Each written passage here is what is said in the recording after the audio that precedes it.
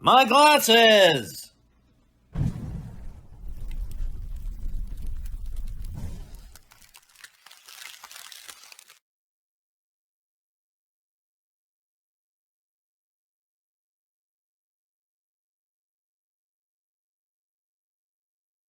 Sa sa sa su va la su su su.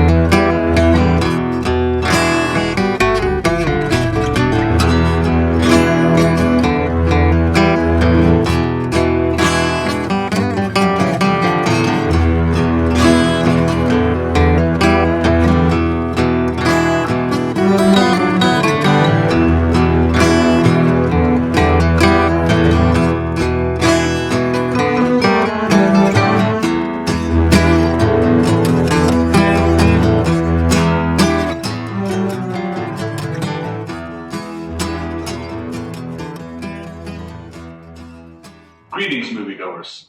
I am Professor Robert Frapples.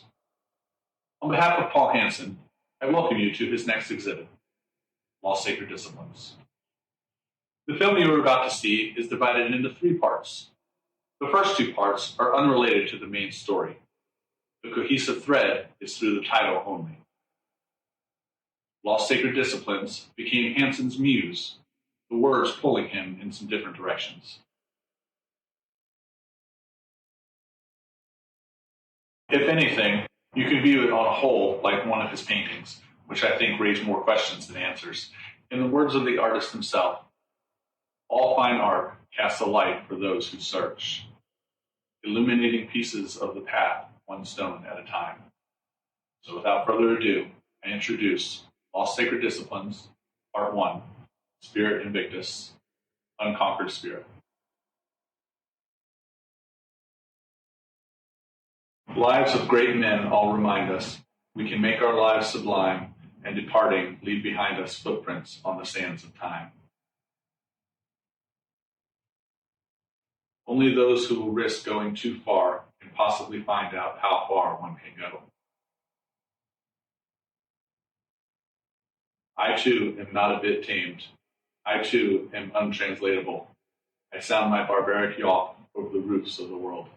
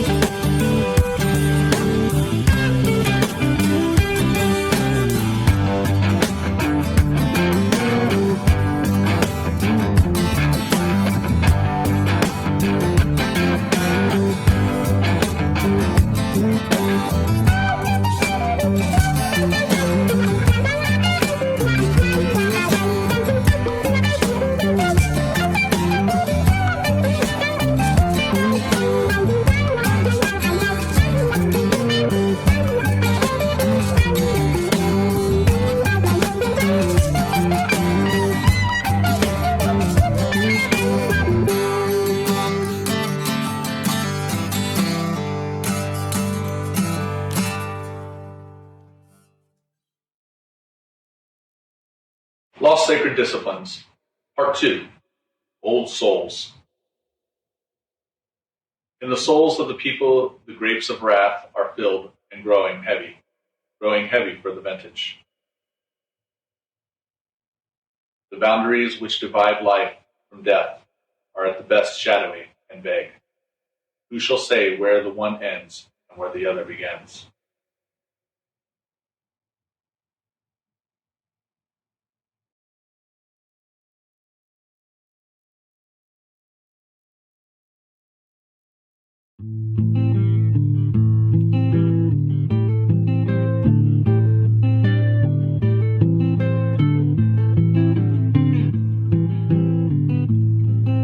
Spare the rod, spoil the child.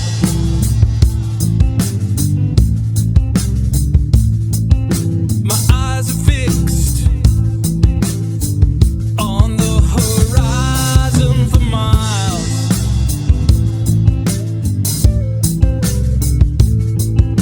The children are safe and the powder is dry.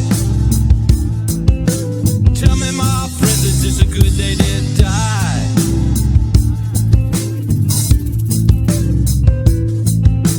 Lost sacred disciplines, a bastard at birth, christened by mountains, blood, water, and earth.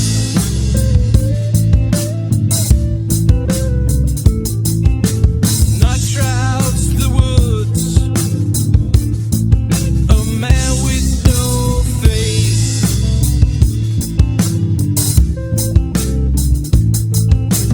Timeless, eternal, a man with no race.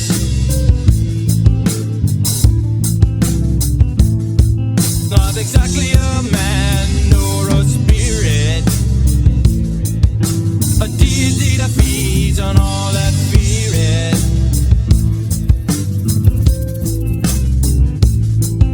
Said no, the campfire, the bridge and the light.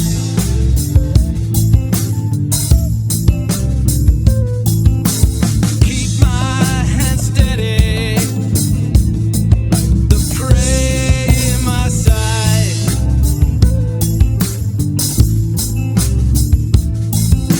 Supplicate a wolf to my numbers.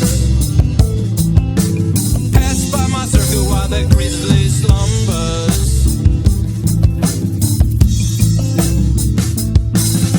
Lost sacred disciplines,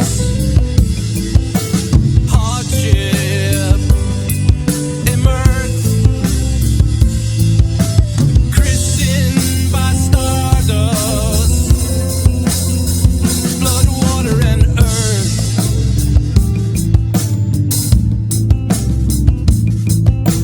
Come ye of faith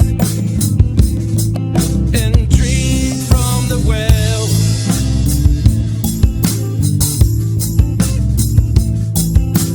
Come with your scars and stories to tell.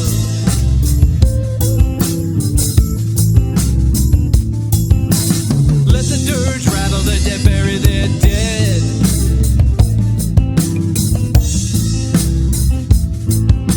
With unanswered questions before they are bled.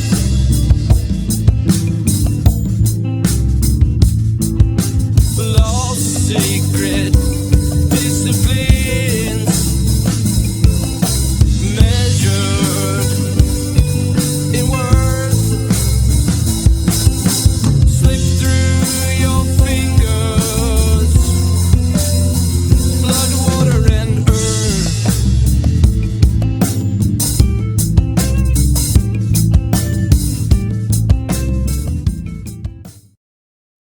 I am here today in service. I am merely a vessel, to serve as a conduit for an oral tradition as old as man himself. So gather round the ancient fire, be not beguiled by the glow and dancing shadows. for you are about to partake in a tale that must be told. The story of Augustus Hoffman. But first, we must begin with some personal reflections on my younger years. Looking back on my childhood, certain memories stand alone. One tenacious snapshot is of the kitchen in the house where I grew up. Upon entering the room, the viewer would be accosted by the disconcerting pattern of sunflower wallpaper. If the effects was too dizzying, one could sit down on the built-in benches adorned with orange pleather, resting their weary arms on the amoeba-shaped white formica table. This was not just in my home. These crimes against the eyeballs were perpetrated in every home, in every neighborhood, in every town.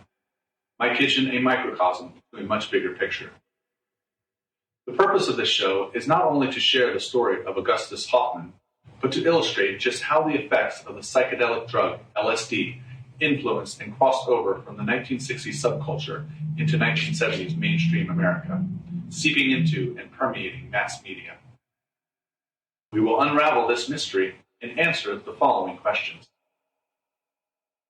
Why out of nowhere and without warning did my dad start sporting groovy sideburns and a hideously wide tie? Why did the entire country start dressing like carnival clowns? Why a sudden need for polyester, paisley, polka dots? How did the sublime psychedelic aesthetic warp and morph into something horribly insipid? How did Leonardo da Vinci drawings turn into stickmen? How do we start with Sgt. Pepper's and end up with the Brady Bunch? This tale is about LSD, no doubt, yet much further, unveiling the glittering sequins of deceit, the papier-mâché puppet show. Not unlike the early bird after a deluge of summer rain, we must unearth the plump worm. That is to say, tell the untold story. So our story begins with the words of Dr. Humphrey Huxley, speaking candidly about the sordid tale, answering some of the questions I posed.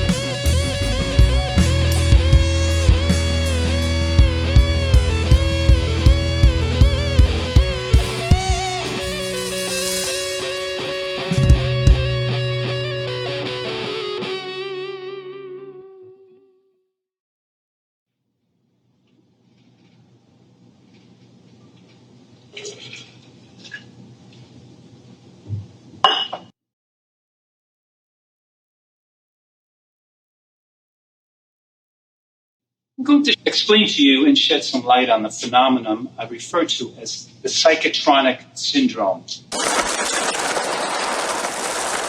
Wake up, America. This really happened. The majority of the country was dosed, inadvertently, but dosed nonetheless. The rabbit hole was dug on April 19th, 1970, setting off the cryptic phenomenon. It happened at the hand of a man named Augustus Hoffman. Augustus Hoffman was an aspiring chemist employed by the pharmaceutical company Window Pain. He was working on and developing a formula for chronic constipation, a product he was calling Psychotronic. Unbeknownst to his employers, he was also making LSD in their laboratory. Becoming ever more paranoid, he felt he was being watched. He was, in fact, under surveillance. He snuck into work late one night, and in his haste, he not only grabbed all the concentrated acid, but also the compounds for the constipation medication. Unaware that he was being followed, he then drove to the Bicycle Day Reservoir and dumped the constipation formula and an insane amount of heavily concentrated LSD into the water. Well, it just so happened that the water from that particular reservoir was being used by the Orange Sunshine Bread Company, the biggest distributor in the country. The tainted bread was then distributed and consumed nationwide. I will now explain to you the adverse reaction, its effects, and fallout. The population's collective mass psyche grossly shifted like a askew toupee. Although there were no typical effects usually associated with psychedelic drug use, such as feelings of euphoria, hallucinations, things melting, or trails of color, the effects were more of an insidious nature. No good vibrations, people. The combination of the LSD and the constipation medication was a rapacious duo. When taken into the bloodstream, would alter brain synapse, affecting the neurotransmitters and receptors directly related to and responsible for aesthetic sensibilities. In other words, choices in fashion, hair, clothes, and design. Apparently, the doors of perception had been corked shut. Tapestries would be replaced by cartoon flowers, shiny wallpaper, wide ties, ludicrously big collars, and last but certainly not least, bell bottoms. Many innocent victims suffered under the lash of these insidious garments. Men's hairstyles, boys too, were somehow long and short at the same time, giving the appearance of a bowl of unwashed lettuce. Horrible colors and geometric anomalies in design cropped up everywhere. These ungodly design and fashion crimes were direct side effects of said syndrome and would become earmarks in the 1970s and 80s.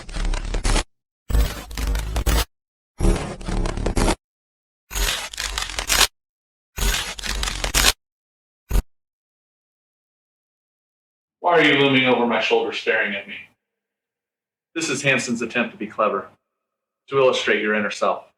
So just another self-indulgent artist spewing an effluvium of pretentious gobbledygook, pretty much like giving paint and a canvas to a monkey. They won't stop until it's turned to mud. Can we get back to the movie? As you wish.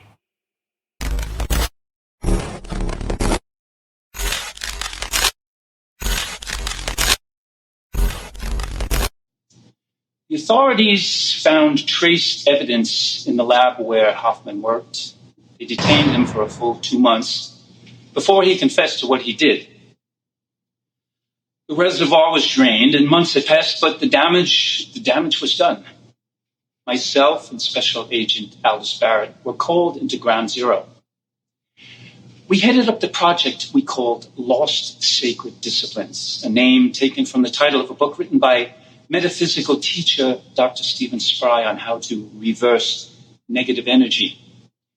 Aldous suggested the video surveillance of the Orange Sunshine Bread Company in the adjacent towns surrounding the reservoir and the bread factory. After viewing the tapes, we were aghast at the metamorphosis. Employees and denizens of the nearby communities had begun to dress differently. Virtually overnight, the company had changed its image, even changing their iconic logo. It was too late. The tainted bread had already been consumed and distributed nationwide. The effects and fallout spread like wildfire. We hit a wall trying to come up with a way to reverse the effects of psychotronics. Ironically, they turned to the man who had caused it. Augustus Hoffman, in exchange for his release and freedom, came up with what he claimed was the antidote. Several years earlier, Augustus had been a member of the so-called spiritual organization called the Way of the Orchid Man. They were a cult that used mind control techniques for recruitment. The orchid, being symbolic of joy and new beginnings, was attractive to new members who generally had a low tolerance to ambiguity and were searching for answers. Augustus befriended the leader, whom the followers referred to as Papa Favuvula. Papa taught Augustus the inside track of mind control. When he realized his mentor was a psychopathic charlatan who used his followers for his own gain, Augustus fled the cult. So, being that he was already familiar with certain aspects of brainwashing, he posited this.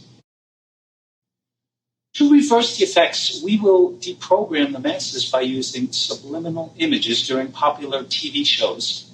The recipient would not be aware on a conscious level. These images would be flashed on a screen for less than a second in an attempt to influence and change the brainwaves responsible for the effects of psychotronics. Augustus suggested using pictures of paintings by the French artist Pierre Meude. Also, images of various orchids, technique used by cult leader Papa Favuvula for making the brain more pliable. In an attempt to achieve a mass brainwashing, we broadcasted these subliminal images on primetime TV shows and commercials. We sandwiched these flashes during ads for Shake and Bake, Spick and Span, and Palmolive.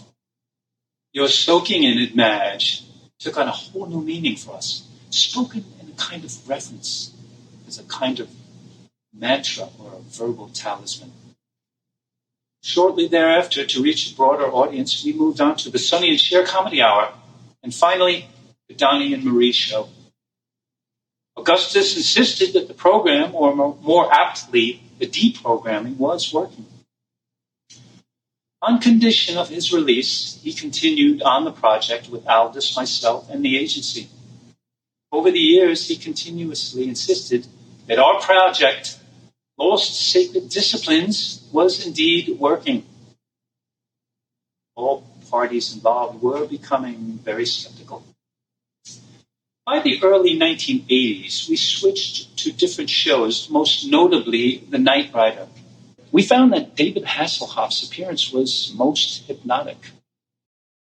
A major vehicle of antidote was T.J. Hooker. Ironically, William Shatner's terrible rendition of Lucy in the Sky with Diamonds had come full circle. Just when we thought we were gaining some ground, another wave of fashion disaster reared its ugly head, literally, starting with the most infamous hairstyle ever known to man. The mullet. To this day, scientists, philosophers, and mystics have futilely attempted to explain this hideous phenomenon. As though the mullet wasn't bad enough. Mustaches, the unwanted stepchild of the face, showed up like an unwelcome guest and refused to leave. Men were not the only ones who needed to be talked off the ledge of these fashion suicides. Women started sporting shoulder pads and bizarrely big hairstyles. Men and women both were pushing up the elbows of the sleeves of their jackets and blazers. 1980s relapse into fashion chaos was devastating and seemed to be the final proof that our methods were ineffectual. By the 1990s, the higher authorities decided to shut down Project Lost Sacred Disciplines. Hoffman's contractual obligation had been met. He bid farewell as he insisted the program had been a success. The agency informed me they were no longer in need of my services. I went back to teaching at the university and continued to work on my novel. To this day, there has been no further correspondence between Aldous and I or the agency.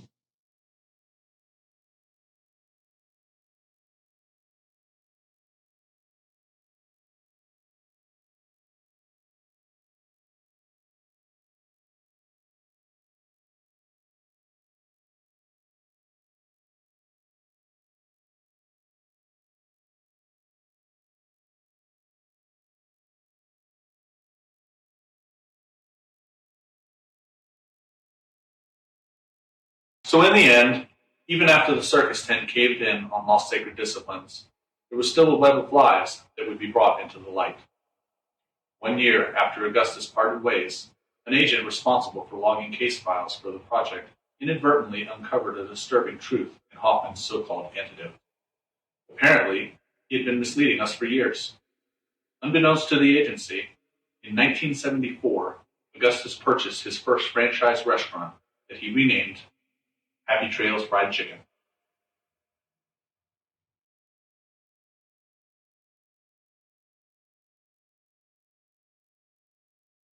Over half of the subliminal images he created for the project's clandestine operations were for the sole purpose of making people subconsciously crave his restaurant's fried chicken. A combination of hypnosis and the theme song was too much for anyone to resist. 4 charges could be brought against Hoffman. All the files disappeared. There are those who believe it was the agency themselves who destroyed all the physical traces. To this day, there is no real evidence of said project.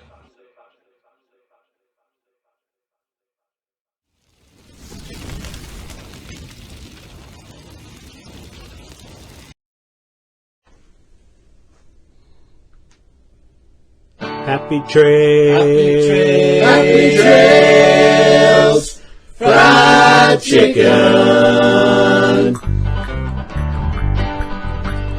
Parish cloudy rain is due. Everything seems to bother you. Friends are on junk and robbing your place, and redheads sitting there picking their face. Don't feel blue and don't feel down, 'cause you come from the wrong side of town. There's a place nearby that'll pick you up, so kick up your heels and get on a bus. When you're cooking it up, don't make no fuss. Apple, grass, asparagus. You're gonna go crazy if you don't eat soon, but you don't wanna go to no greasy spoon.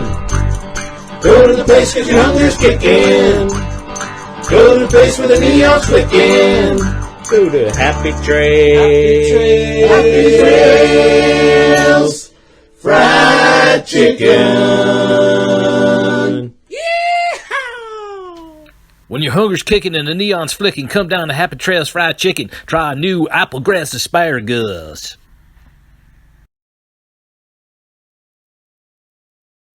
Today, Augustus Hoffman owns over 50 restaurants across the Southwest. He boasts of secret ingredients in all their dishes. So, my friends, that is the story told and true. There is no way to know if the effects of Augustus Hoffman's terrible elixir have been eradicated or still linger. I heard the mullet is coming back into style. No way to know. But forewarned is forearmed. Take care. Be aware.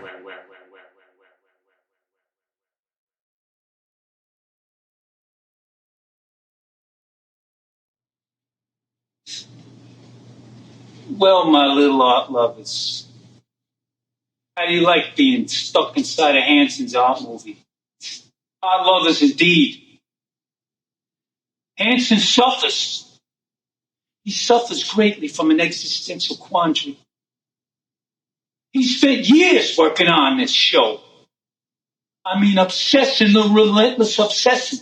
And for what?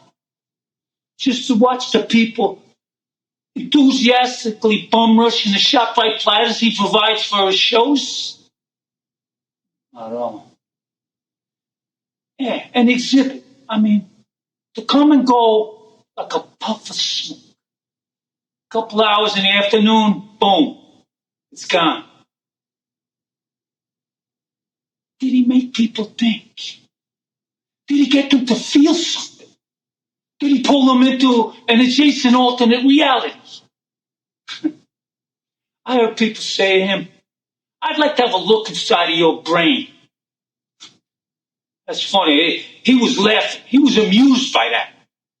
Because he'd like nothing more than to float away From his brain. on a bag of coconuts. Far, far away. You asked for it, folks. A glimpse. A peek through the knothole of his whitewashed fence.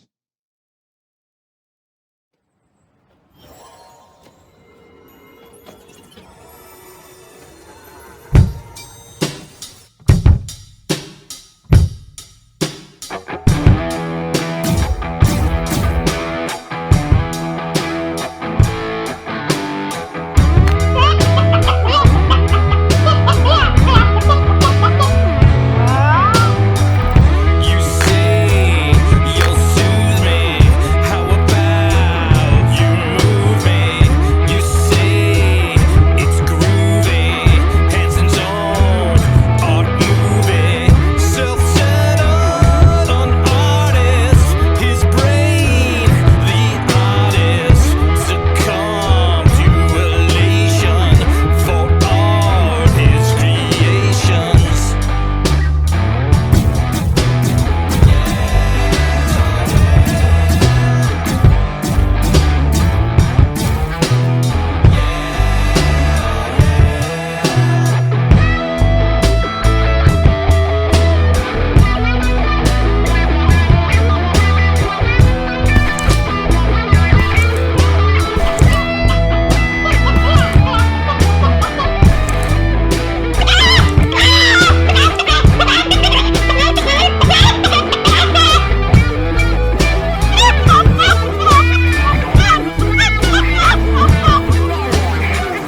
If it walks or it crawls, me hit with eyeballs. Hip hip, hooray! Brain flaws, decay, can't face today. No nary and nay. So strike up a pose and line up for his show.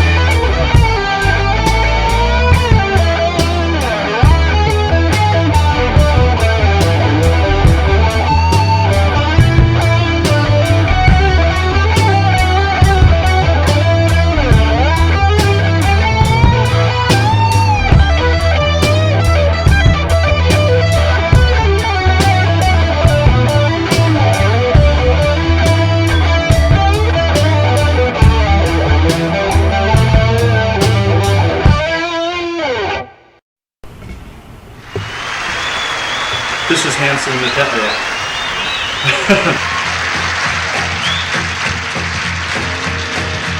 So just another self-indulgent artist doing effluent. That word's gonna get me. Not unlike the early Mormons.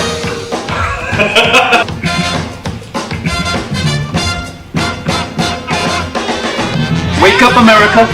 This really happened. The majority of the country was dosed inadvertently, but dosed nonetheless. Black hole. Okay, whitewashed.